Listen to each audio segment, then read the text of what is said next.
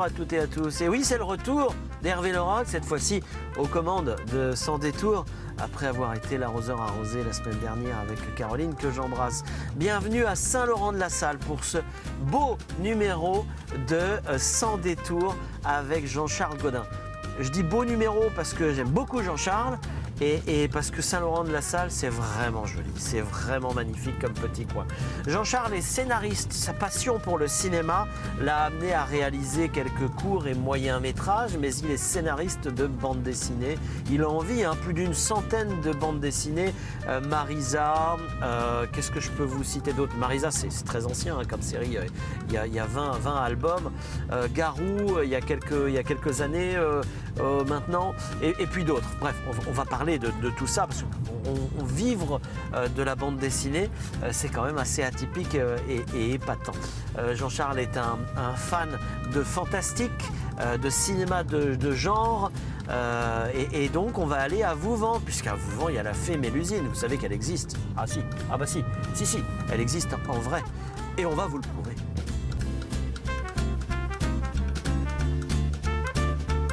Salut Jean-Charles. Bonjour. C'est bien, il est princier. C'est drôle. Bon, bienvenue à Saint-Laurent-de-la-Salle. Merci d'avoir fait tout ce chemin. Merci de me recevoir. Et, oui, et alors, moi, ce qui me fait plaisir, c'est que finalement, je ne suis pas tombé loin, même si c'est un hasard. Tu as fait ta scolarité à Saint-Hermine, toi? À Saint-Hermine, oui, tout à fait. Moi, j'étais là-bas, au collège. Alors, attendez, collège ou lycée? Parce que non, collège. Tes parents étaient de... Collège. Ouais. Moi, j'étais à Bournezeau. Je vivais à Bournezeau.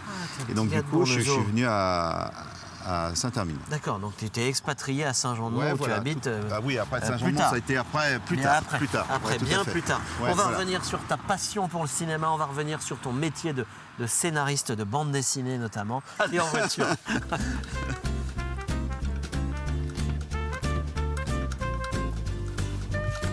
Allez, en avant. Ta première bande dessinée, c'était quoi? C'était Garou? C'est celle qui t'a fait connaître? Non, la première, c'était Marlisa. C'est vraiment Marlisa. Ouais, c'est vraiment Marlisa. C'est le point commun de toute ta carrière, alors, puisque tu continues encore. Oui, c'est ça. Ça m'a suivi, en fait, où j'ai poursuivi sur Marlisa. Parce que tout de suite, ça a été en fait un succès de bande dessinée.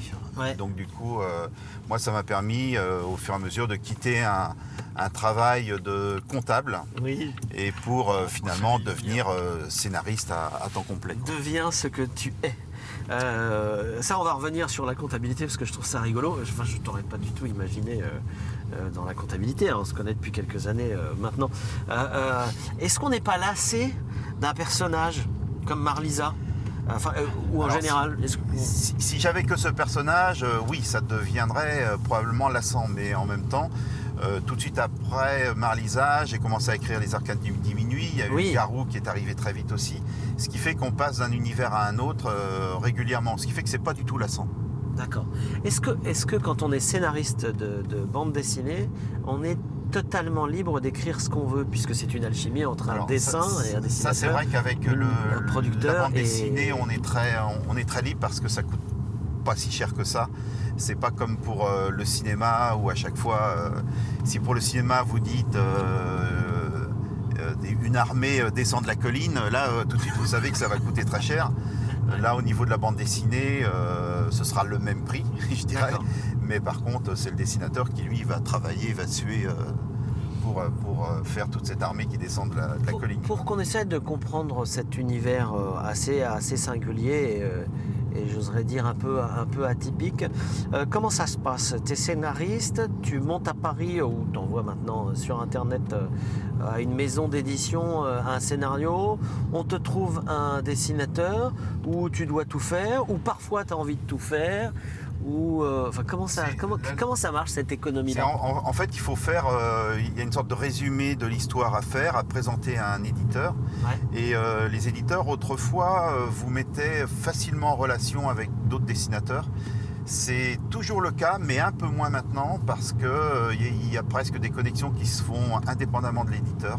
Ouais. Donc voilà, c'est un peu cette économie-là qui a bougé, mais on n'est pas obligé d'aller à Paris, etc. Enfin, maintenant le travail se fait par Internet. Je travaille avec des Italiens, des Espagnols ou même des pays de l'Est aussi. Donc voilà, Là, après, les choses se font par Internet, évidemment. D'accord. Est-ce que tu es... Quelle est la part d'artiste en toi, en fait? En bande dessinée, on a tendance à trouver peut-être que l'artiste, c'est le dessinateur. Ouais, c'est ce qu'on... en fait, souvent, le scénariste, c'est...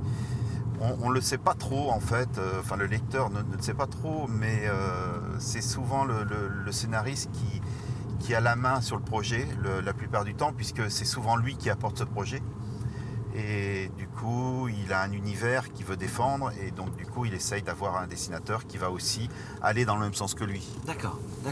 Donc voilà, c'est comme ça. Et moi, j'adore raconter des histoires, donc du coup, être scénariste, c'était... Je ne sais pas dessiner du tout. Ah non, tu ne sais pas dessiner du tout? Pas du tout. Non. Là, Mais par contre, il y a toute une mécanique que tu dois mettre en place. C'est-à-dire que quand tu écris un scénario, tu dois imaginer peut-être les phylactères, donc les bulles, pour ceux qui ne savent pas ce que sont. Tu dois peut-être imaginer les cases. Ouais, moi, ce qui me passionne par rapport à ce travail de scénariste, c'est qu'on travaille pour de l'image au bout du compte. C'est l'image qui va être... qui va rester. Ouais. Et du coup... Je suis assez précis, je donne le cadre réel, c'est-à-dire le nombre de cases qu'il va y avoir dans la planche, sur la planche, et je donne aussi des indications de cadrage très précises. D'accord. Très précises. Donc c'est écrit sur le scénario.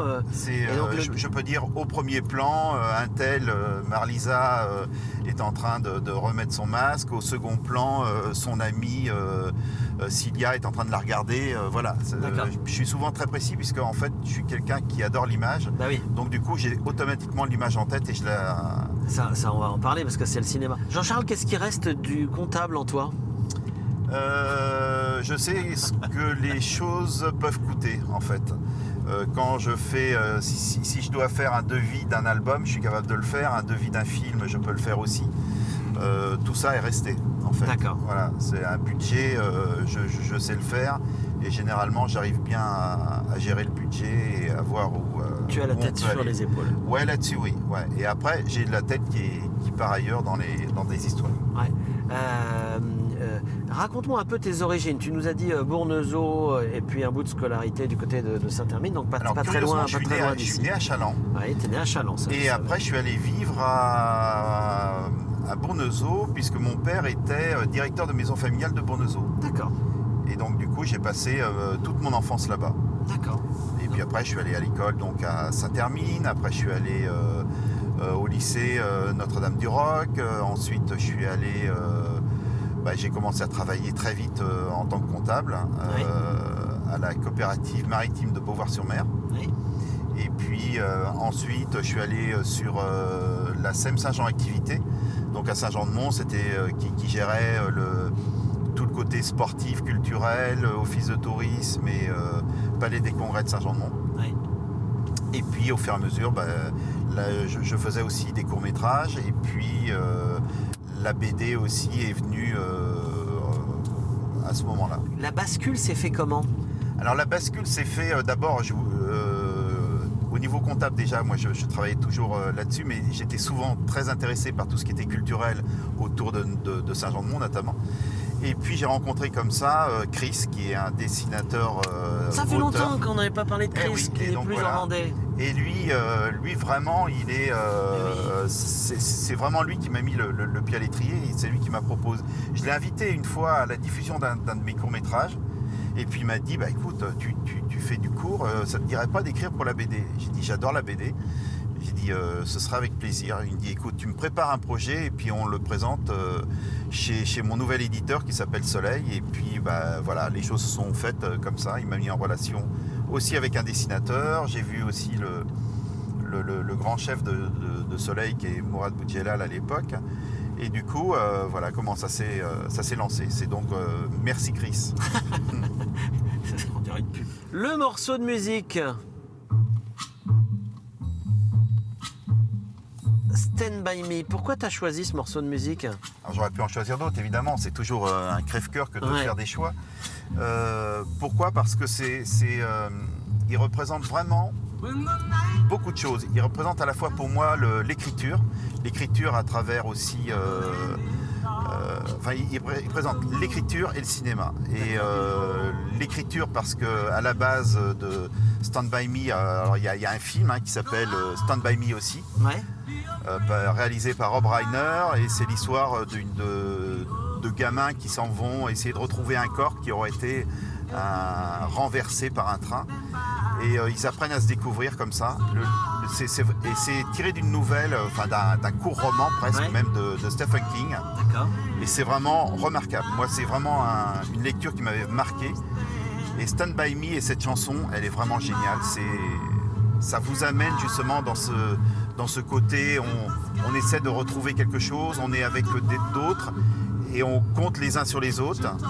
Et on est à la recherche presque de nos origines et des futurs adultes qu'on va être. Ouais. Et dans la nouvelle de Stephen King, c'est brillamment fait et le film est brillant aussi.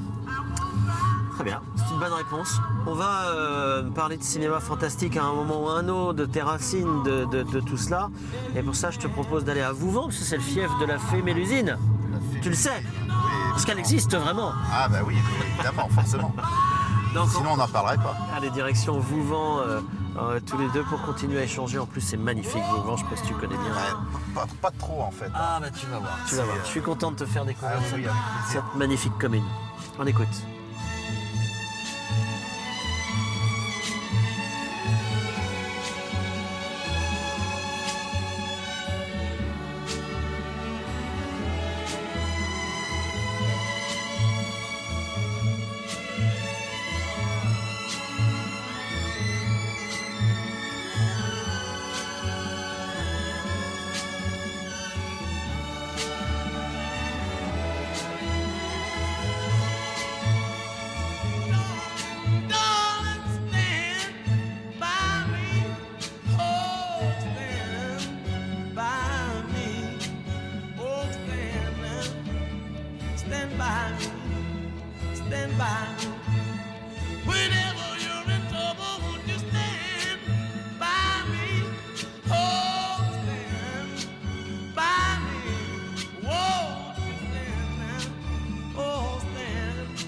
Alors d'abord, je tiens à dire que Mélusine existe, vous irez voir là-haut et vous découvrirez où elle se trouve, puisque nous sommes au pied de la tour qui porte son nom, la tour Mélusine.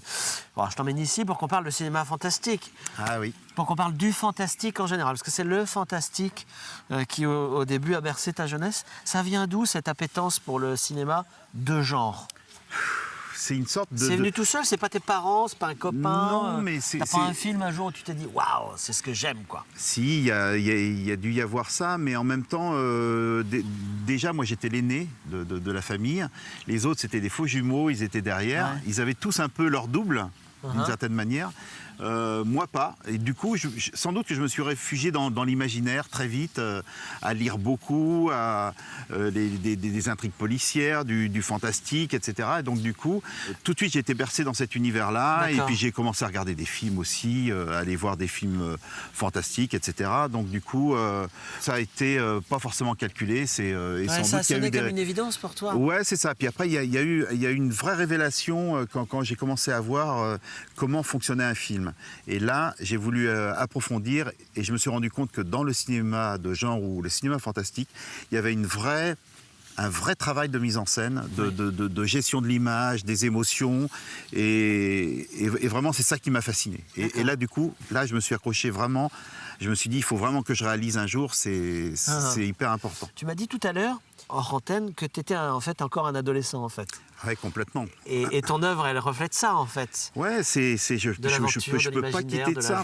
Moi, j'ai l'impression d'être resté bloqué sur une adolescence que je voudrais étirer tout le temps. Parce que vraiment, c'est le monde des adultes est à la fois rude et faux, en fait. Et celui de l'adolescence, il est beaucoup plus franc. C'est le champ des possibles. Ouais, voilà, c'est ça. Et puis, on peut rêver, on peut encore préparer des projets. Voilà, c'est un univers, c'est un moment où où tout est possible. C'est exactement ça. Peut-être à 14 ans pour toujours, quoi, ou 16 ans pour toujours. Ouais, peut-être pas 14-16 ans, parce que là, voilà. Mais je pense que, allez, entre 20 et 30 ans, pour moi, c'est le bon âge aussi, où c'est le moment des possibles, quoi. Qu'est-ce que t'as... Mais il ne faut pas regretter pour autant ce qui est passé. On n'est pas là-dedans non plus. Ouais. Qu'est-ce que tu as transmis à tes enfants de cette énergie, de cette envie de joie, de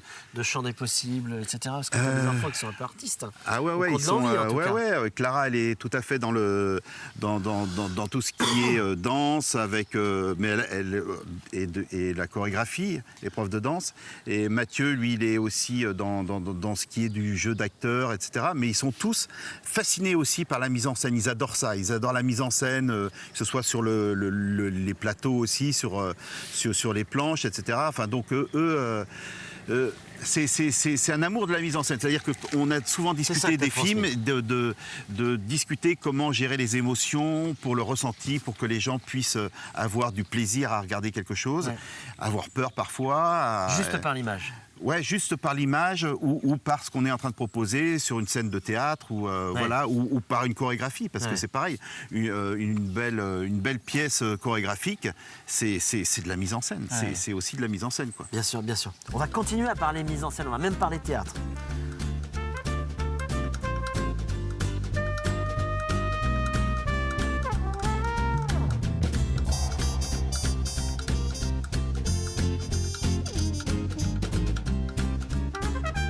Allez, on retourne au local. On parle de Fromentine, de ton festival de théâtre, festival de théâtre de Fromentine, théâtral et musical de Fromentine, ouais, tout à fait.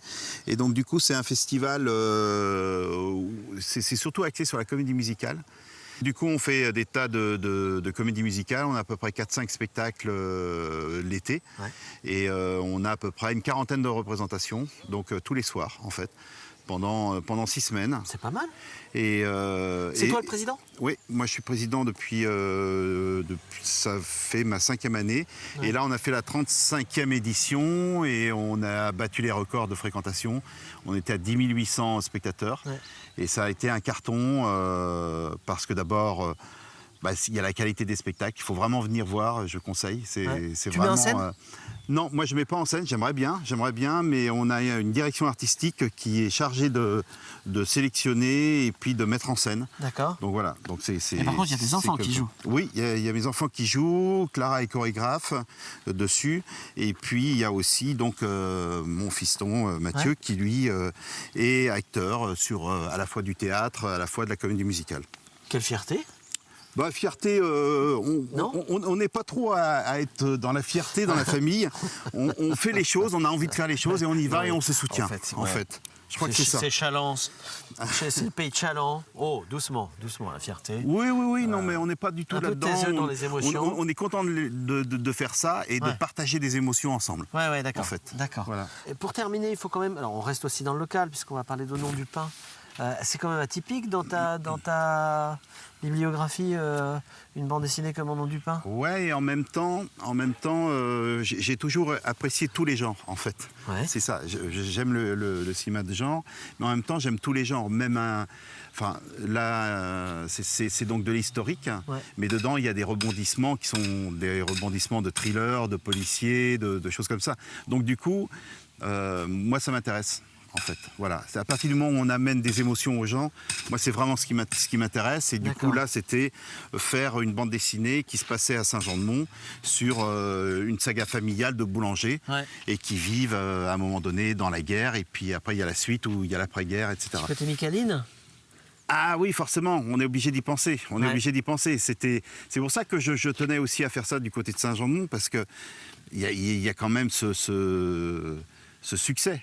Ce succès qui est quand même pas banal. Donc du coup, mais il n'y a rien à voir évidemment avec leur histoire à eux. Évidemment, rien du tout. heureusement d'ailleurs, parce qu'il y a des choses pas très cool. Je pense, alors moi qui suis un peu amateur de bande dessinée, au Maître de l'Orge aussi. Ouais, ben c'était c'est ça, saga familiale. c'est saga familiale, bière, tout à fait. Et là, c'était autour du pain, c'était un peu ce que je voulais faire en fait avec cette bande dessinée. Et donc ça vient de sortir. Merci en tout cas d'être passé depuis Saint-Jean-de-Mont jusqu'à Mervan quand même, hein, pour faire cette émission. C'est En tout quand cas, même c'était sympa. un vrai plaisir. Merci beaucoup. Mais c'était un plaisir partagé. Et puis je vous donne rendez-vous moi dans 15 jours, hein, vous n'oubliez pas. Puis la semaine prochaine, c'est Caroline Tronche. Vous le savez, salut.